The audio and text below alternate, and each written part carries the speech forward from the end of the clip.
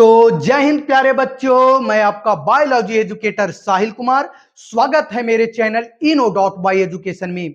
तो जैसे कि हम पिछले वीडियो में लघु बीजाणुधानी की संरचना के बारे में पढ़ाए थे, यानी लघु बीजाणुधानी की संरचना के बारे में समझाए थे। तो आज के वीडियो में हम लघु बीजाणुधानी के अंदर जो परागकण पाया जाता है, उन परागकण के बारे में पढ़ेंगे, उन परागकण के बारे में समझेंगे। परागकण क्या है, परागकण की संरचना कैसी होती है, आज बिल्कुल इजी तरीका से आसान भाषा में समझेंगे। तो आप लोग वीडियो में लास्ट तक बने रहना और परागकण की संरचना बिल्कुल इजी तरीका से समझ करके जाना। चलिए ज्यादा समय न लेते हुए हम वीडियो को आगे बढ़ाते हैं। चलिए सबसे पहले हम पढ़ते हैं बाबू परागकण क्या है। तो देखो, ये परागकण को बाबू हम लोग नार युग्मकोद्भिद भी कहते हैं, यानी मेल गैमेटोफाइट भी कहते हैं। याद रखना, ये परागकण का यानी कि पोलन ग्रेन का दूसरा नाम क्या है, ये नार युग्मकोद्भिद यानी मेल गैमेटोफाइट। अगर आपसे पूछ ले कि परागकण किसे कहते हैं, यानी कि मेल गैमेटोफाइट किसे कहते हैं, तो हम पिछले वीडियो में लघु बीजाणुधानी की संरचना बनाए थे। याद है हम क्या बताए थे कि लघु बीजाणुधानी जो होता है, ये चार गो भित्ति से घिरा हुआ रहता है। चार गो भित्ति से क्या होता है जी, घिरा हुआ रहता है। देखो हम बना भी दिए हैं, ये लघु बीजाणुधानी की चित्र है बाबू। तो ये लघु बीजाणुधानी जो होता है, ये चार गो भित्ति से, चार गो आवरण से घिरा हुआ रहता है। सबसे ऊपर वाले भित्ति को हम लोग कहते हैं बाह्य त्वचा, एपिडर्मिस। चलिए, सब दूसरी स्तर को कहते हैं अंतस्थिसियम यानी कि इंडोस्थिसियम। चलिए तीसरा भित्ति को हम लोग कहते हैं मध्य त्वचा, बोले तो मिडिल लेयर। और सबसे नीचे वाले यानी चौथी भित्ति को हम लोग कहते हैं टेपिटम, इंग्लिश में इसको टेपिटम ही कहते हैं। अब इस टेपिटम में यानी सबसे लास्ट वाले भित्ति में एक प्रकार की कोशिका पाई जाती है। उस कोशिका को हम लोग कहते हैं लघु बीजाणु मात्र कोशिका। ये लघु बीजाणु मात्र कोशिका क्या करता है, अर्धसूत्री विभाजन करके अपने आप को आधे आधे भागों में विभाजित करके लघु बीजाणु का निर्माण करता है। छोटे छोटे लघु बीजाणु का निर्माण करता है, माइक्रो स्पोर का निर्माण करता है।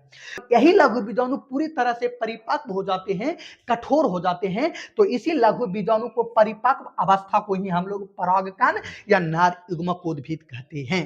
फिर से सुनिए, यानी कि हम लघु बीजाणुधानी में, लघु बीजाणुधानी के सबसे निचली स्तर में एक विशेष प्रकार के कोशिका पाई जाती है, जिसे हम लोग लघु बीजाणु मात्र कोशिका कहते हैं। यही लघु बीजाणु मात्र कोशिका अर्धसूत्री विभाजन करके छोटे छोटे लघु बीजाणु का निर्माण करता है, माइक्रोस्पोर का निर्माण करता है। जब यही लघु बीजाणु पूरी तरह से परिपक्व हो जाते हैं, तो लघु बीजाणु को परिपक्व अवस्था को ही हम लोग परागकण या नार युग्मकोद्भिद कहते हैं, मेल गैमेटोफाइट कहते हैं। आपसे अगर डिफिनेशन पूछ दे कि परागकण क्या है, नार युग्मकोद्भिद क्या है, किसे कहते हैं, तो कह सकते हैं कि लघु बीजाणुधानी में उपस्थित लघु बीजाणु मात्र कोशिका, लघु बीजाणुधानी में उपस्थित लघु बीजाणु मात्र कोशिका अर्धसूत्री विभाजन करके, यानी कि लघु बीजाणुधानी में उपस्थित लघु बीजाणु मात्र कोशिका अर्धसूत्री विभाजन करके छोटे छोटे लघु बीजाणु का निर्माण करता है। और इस लघु बीजाणु के परिपक्व अवस्था को, इस लघु बीजाणु के परिपक्व अवस्था को परागकण कहते हैं। फिर से बाबू, ये लघु बीजाणुधानी में उपस्थित लघु बीजाणु मात्र कोशिका अर्धसूत्री विभाजन कर छोटे छोटे लघु बीजाणु का निर्माण करता है। और इस लघु बीजाणु के परिपक्व अवस्था को ही हम लोग परागकण या नार युग्मकोद्भिद कहते हैं। जब ये लघु बीजाणु पूरी तरह से परिपक्व हो जाता है, तो इस अवस्था को ही हम लोग परागकण या नार युग्मकोद्भिद कहते हैं। तो आप लोग नार परागकण क्या है, यानी कि नार युग्मकोद्भिद क्या है, आप लोग आसानी से समझ गए। चलिए अब हम समझते हैं बाबू, ये परागकण का संरचना यानी नार युग्मकोद्भिद का चित्र, स्ट्रक्चर ऑफ पोलन ग्रेन। तो ध्यान से देखो बाबू, ये परागकण का चित्र बनाए हैं। किसका चित्र बनाया है जी, ये परागकण का चित्र है, यानी कि पोलन ग्रेन का चित्र है बाबू। ये परागकण जो होता है, ये दोहरी भित्ति से, दो स्तरीय भित्ति से घिरा हुआ रहता है। ये परागकण जो होता है, समझना, ये परागकण दोहरी भित्ति से यानी कि डबल लेयर से क्या होता है, घिरी हुई होती है। ऊपर वाले स्तर को, ऊपर वाले लेयर को हम लोग बाह्य चोल कहते हैं, एक्सजीन कहते हैं। क्या कहते हैं, एक्सजीन कहते हैं। और नीचे वाले भित्ति को, नीचे वाले लेयर को अंतःचोल कहते हैं, इंटीन कहते हैं। यानी कि ऊपर वाले भित्ति को बाह्य चोल कहते हैं और परागकण के नीचे वाले भित्ति को अंतःचोल कहते हैं। ये बाह्य चोल और ये अंतःचोल, ये दोनों जो भित्ति होती है, दोनों जो चोल होता है, ये करता क्या है? तो ये परागकण को सुरक्षा प्रदान करने का कार्य करता है। ये परागकण को क्या करता है जी? सुरक्षा प्रदान करने का कार्य करता है। एक पॉइंट यहाँ पे याद रखना, ये जो बाह्य चोल होता है, ये जीन जो होता है, एक प्रकार के पदार्थ से बना होता है, यानी कि जिसको कहते हैं स्पोरोपोलेनिन, स्पोरो पोलेनिन पदार्थ से बने होते हैं। तो इसको याद रखिएगा कि बाह्य चोल जो होता है, एक जीन जो होता है, स्पोरोपोलेनिन पदार्थ से बने होते हैं। चलिए, ये परागकण के अंदर, ये परागकण के अंदर दो प्रकार के कोशिका पाया जाता है। एक कोशिका को कहते हैं जनन कोशिका और दूसरी प्रकार के कोशिका को कहते हैं कायिक कोशिका। ये वाला जो कोशिका, ऊपर वाली जो कोशिका दिखाई दे रहा है, इसको हम जनन कोशिका कहते हैं, रिप्रोडक्टिव सेल कहते हैं, और नीचे वाले कोशिका को हम लोग कायिक कोशिका यानी वेजिटेटिव सेल कहते हैं। हमने क्या कहा कि परागकण के अंदर ये दो प्रकार के कोशिका पाए जाते हैं। ये पहला ये जनन कोशिका और दूसरा कायिक कोशिका यानी वेजिटेटिव सेल। अच्छा, ये जनन कोशिका करता क्या है? ये जनन कोशिका करता क्या है? तो जनन कोशिका जनन करने का कार्य करता है, रिप्रोडक्शन करने का कार्य करता है। अच्छा, ये कायिक कोशिका क्या करता है बाबू? तो कायिक कोशिका जनन कोशिका को जनन करने में सहायता करता है, यानी कि जनन कोशिका जनन करने का कार्य करता है और ये कायिक कोशिका जनन कोशिका को जनन करने में क्या करता है? सहायता करता है, मदद करता है। चलिए, समझ में आ रहा होगा। ये जनन कोशिका के अंदर एक पॉइंट और समझना, ये जनन कोशिका के अंदर दो गो नर युग्मक पाए जाते हैं, दो गो मेल गैमीट पाए जाते हैं। आपसे अगर पूछ ले कि परागकण में कितने प्रकार के कोशिका पाए जाते हैं, तो परागकण में दो प्रकार की कोशिका पाए जाते हैं, एक जनन कोशिका और दूसरी कायिक कोशिका। दूसरी क्या? कायिक कोशिका। हमने कहा कि जनन कोशिका में दो प्रकार यानी दो गो नर युग्मक पाए जाते हैं, दो गो मेल गैमीट्स पाए जाते हैं। इतनी सी बात समझ में आया? चलिए, और कोशिका परागकण के अंदर एक द्रव पाया, एक विशेष प्रकार के द्रव पाया जाता है और उस द्रव को हम लोग कहते हैं कोशिका द्रव यानी साइटोप्लाज्मा। यानी कि परागकण में जो द्रव पाए जाते हैं, लिक्विड पाई जाती है, उस द्रव को हम लोग क्या कहते हैं? साइटोप्लाज्मा कहते हैं। तो ये परागकण का चित्र आप लोग आसानी से समझ गए होंगे। ये परागकण के जितने भी आवरण है, कोशिका है, नर युग्मक होते हैं, बिल्कुल इजी तरीका से आसान भाषा में समझ गए होंगे। तो आप लोग भी इस तरह से परागकण का चित्र आसानी से बना लेना और बनाने के बाद कुछ पॉइंट्स भी लिख लेना।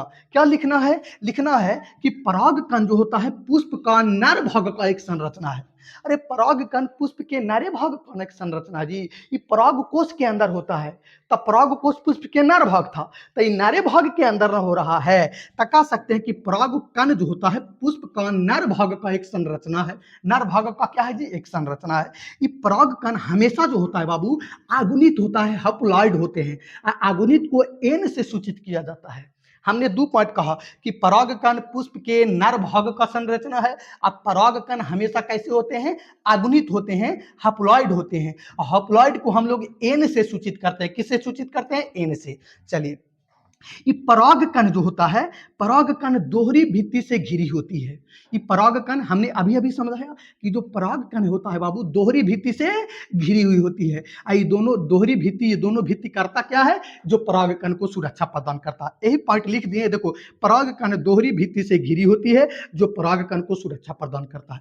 अब कौन कौन से दोहरी भित्ति होती है? तो पहला ये बाह्य चोल, पहला क्या जी? बाह्य चोल, और दूसरा क्या है? अंतःचोल। बाह्य चोल और दूसरा अंतःचोल। यहाँ पे लिख दिए हैं कि बाह्य चोल जो होता है, हिग्जीन जो होता है, यह भित्ति सबसे बाहर होती है। यानी कि बाह्य चोल जो होता है ये परागकण के सबसे बाहर होती है, जो परागकण को क्या करता है? सुरक्षा प्रदान करने का कार्य करता है। और यह स्पोरोलेनिन पदार्थ से बने होते हैं। इसको याद रखिएगा, स्पोरोपोलेनिन पदार्थ से बने होते हैं। अंतःचोल जो होता है बाबू, यह भित्ति बाह्य चोल के नीचे स्थित होती है। जो अंतःचोल है ये बाह्य चोल के कहाँ? नीचे स्थित होती है। ये भी क्या करता है? ये भी रक्षा प्रदान करने का कार्य करता है। ये भी क्या करता है? अंतःचोल भी परागकण को रक्ष प्रदान करने का कार्य करता है। फिर अगला पॉइंट लिखे हैं कि परागकण में 2 प्रकार के कोशिका पाया जाता है। हमने अभी बताया कि परागकण में कितने प्रकार के कोशिका पाया जाता है, 2 प्रकार के कोशिका पाया जाता है, पहला जनन कोशिका, दूसरी कायिक कोशिका। ये भी लिख दिए कि परागकण में 2 प्रकार के कोशिका पाया जाता है, पहला जनन कोशिका और दूसरी कायिक कोशिका। देखो जनन कोशिका करता क्या है और कायिक कोशिका करता क्या, ये भी यहाँ पे लिख दिए हैं कि जनन कोशिका, यह कोशिका जनन करता है और इसमें 2 नारीगुमक पाए जाते हैं। तो हमने क्या कहा कि जनन कोशिका जनन करने का कार्य करता है और इसमें 2 गो क्या पाए जाते हैं, नारीगुमक पाए जाते हैं, 2 गो मेल गैमेट्स पाए जाते हैं। बिल्कुल सही बात। अच्छा, कायिक कोशिका क्या करता है, तो यह कोशिका जनन करने में सहायता करता है। यह कोशिका जो होती है, कायिक कोशिका जो होता है, जनन कोशिका को जनन करने में सहायता करता है। चलिए, उसके बाद एक पॉइंट और लिखना है कि परागकण के अंदर द्रव पाया जाता है जिसे हम कोशिका द्रव कहते हैं। क्या कहते हैं, कोशिका द्रव कहते हैं, साइटोप्लाज्मा कहते हैं। तो परागकण के चित्र बनाने के बाद, परागकण के चित्र बनाने के बाद इस 5 गो पॉइंट जो है आप लिख दीजिएगा और उसके बाद आपको जो मार्क्स मिलेंगे, नंबर मिलेंगे, 5 नंबर का मिलेंगे। तो परागकण क्या है, परागकण का संरचना आप लोग बिल्कुल इजी तरीका से आसान भाषा में समझ लिए होंगे। चलिए, आप लोग अच्छी तरह से इसको नोट करिए।